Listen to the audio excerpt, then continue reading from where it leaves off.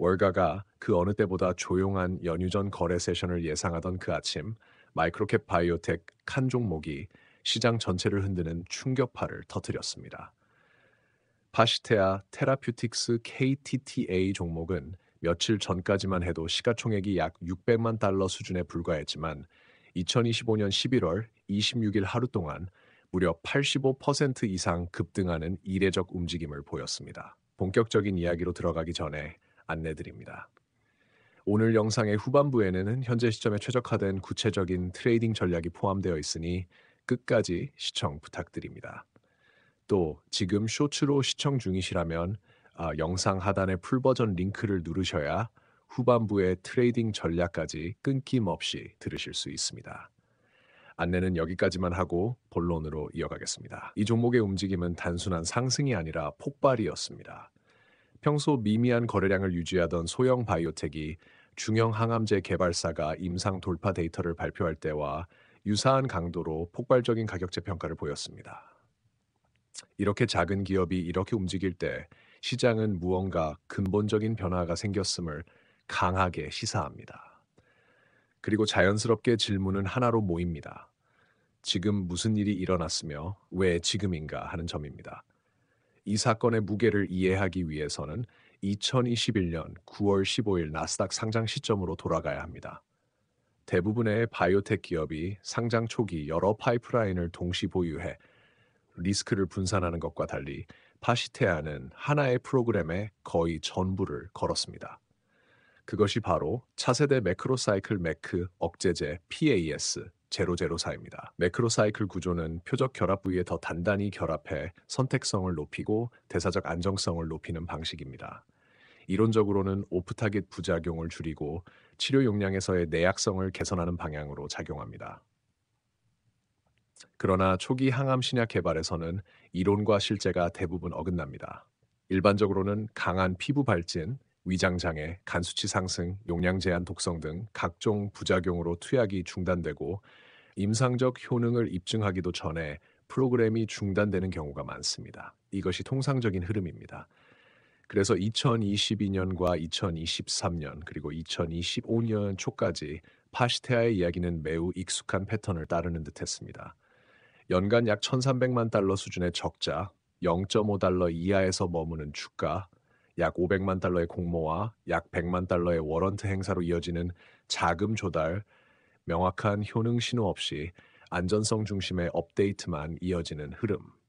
시장은 당연히 파시테아를 초기 항암제 개발 단계에서 흔히 보이는 어려운 기업 중 하나로 치부했습니다. 그러나 2025년 초 그 내러티브가 처음 균열을 일으킵니다. 파시테아는 PAS004가 약 90% 수준의 PERK 억제 신호를 발생시켰다고 발표했습니다. 이는 MAPK 경로 억제를 확인하는 핵심 하위 바이오마커입니다. 항암 치료에서 표적 결합이 확인되지 않으면 어떤 임상적 효능도 기대할 수 없습니다. 바로 그때 진행성 대장암 환자 한 명이 수개월간 병이 안정되고 종양이 실제로 줄어드는 모습이 관찰되었습니다.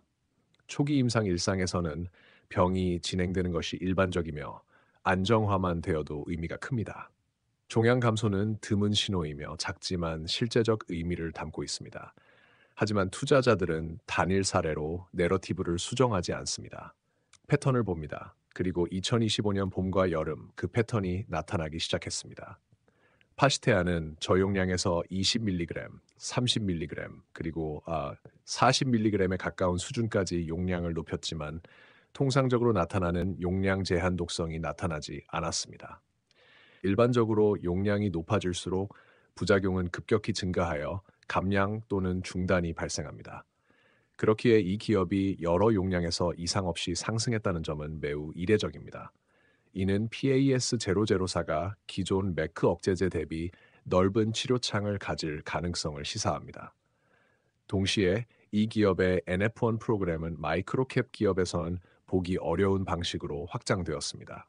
호주에서 먼저 시작되었고 이후 미국 주요 기관들도 참여했습니다.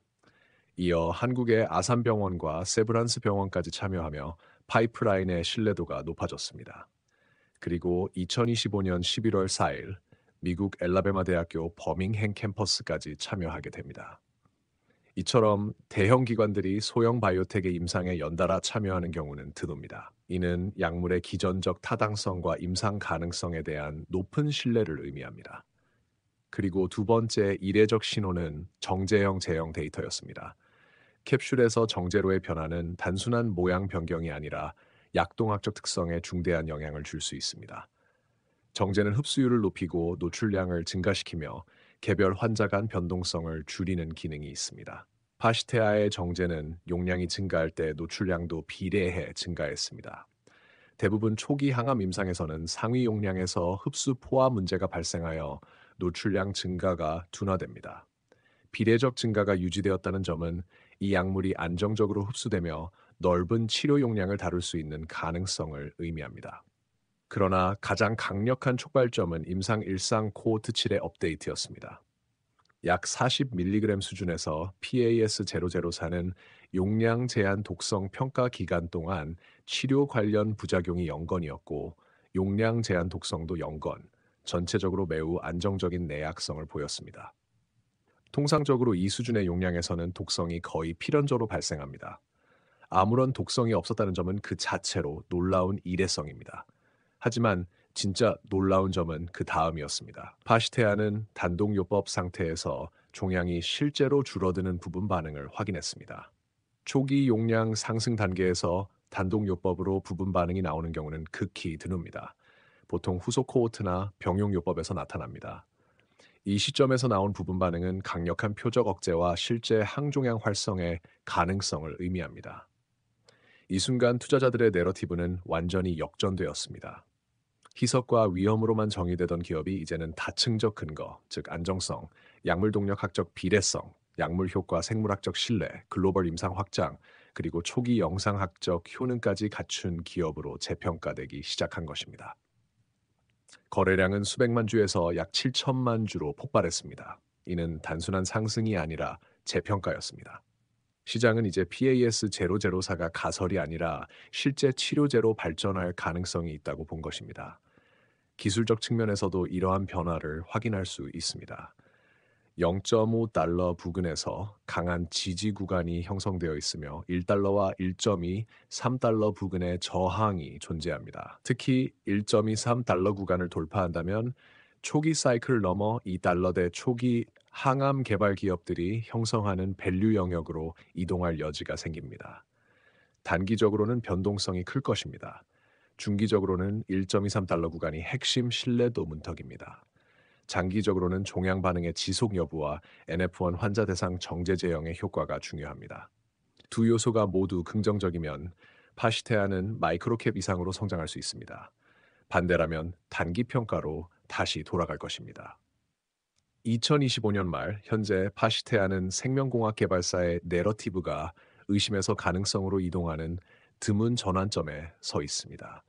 초기 증거가 내러티브를 비틀기 시작했고 이 변화는 매우 섬세하지만 분명합니다. 희망만으로 움직이지 않으며 실제로 데이터가 움직이고 있습니다. 시청해주시는 분들께 진심으로 감사드립니다. 시청과 구독, 좋아요, 댓글, 그리고 영상을 외부에 공유해주시는 열성 청취자 여러분의 성원이 더 나은 콘텐츠로 보답하기 위한 원동력이 됩니다. 밸류스터였습니다.